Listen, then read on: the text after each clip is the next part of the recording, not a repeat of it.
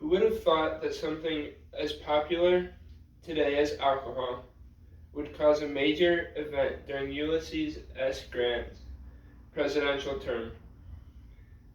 While Grant was in office, some of his closest peers would take advantage of him and form the Whiskey Ring, mainly Orville E. Babcock.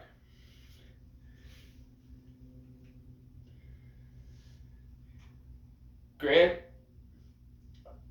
trust in his peers blinded him from the truth and allowed them to take advantage. This loomed over Grant's whole presidency.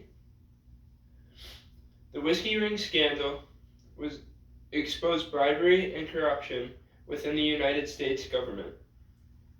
Today I want to provide you with the information about the scandal, how the trial for the scandal started and ended, and how the U.S. was impacted after the scandal.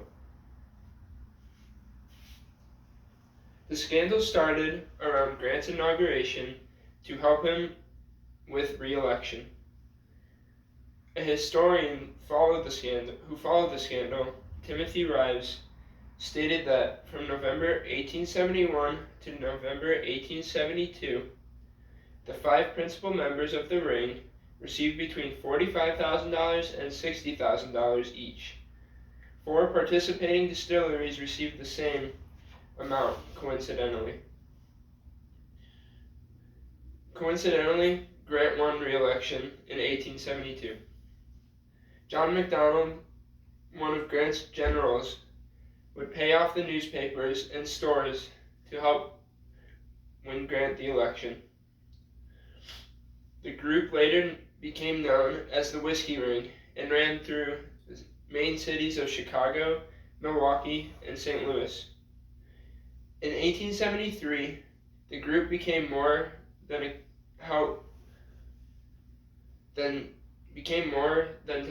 Grant with his re-election. It became more criminal.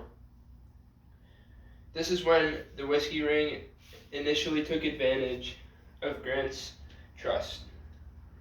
The ring was able to defraud the federal treasury of an estimated $1.5 million a year, and it could operate as long as Treasury Department officials ignored it, says Rives.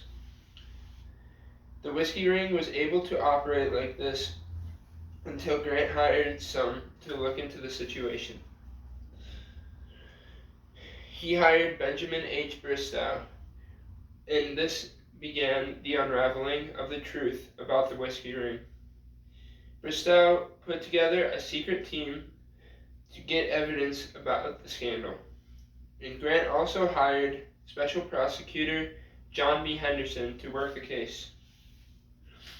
New evidence of the scandal led straight to Grant's inner circle. This caused Grant to push back as he grew hostile towards the investigation, and then fired Henderson as special prosecutor and replaced him with James Broadhead, says Sarah Pruitt, a writer from History.com. Evidence against Babcock was proved too much. Eventually, Rives says, the evidence culminated into the now famous December 13, 1874 dispatch, heralding Babcock's triumph over the Treasury inspector. I succeeded. They will not go. I will write you. Sylph. The New York Times would later describe the message as Babcock's crowning blunder. This trial did not take down Babcock completely, but the ring, along with many people involved, were taken down. The scandal not only affected the government, but also affected the Americans. This changed many things, one of them including the Republicans' loss of power. and this also ended attempts at social reconstruction. It made it so around 4 million former slaves were left with nothing, and many basic human rights were still ignored, says Nick Hines, a historical writer for VinePair. In conclusion, the whiskey ring scandal played a role in what America is today. Today you learned about the whiskey ring scandal and how it worked, the trial and how it began and ended, and the after effects that ripples are still felt today in the American society. The historical whiskey ring scandal exposed bribery and corruption within the United States government. The scandal left a mark on America and shined a light on information that would normally be kept secret to the American society. Ultimately, Grant's name was tarnished. Pruitt says his legacy as a president was marred by the corruption of his associates, appointees, and trusted friends, even though Grant just did what he thought was right.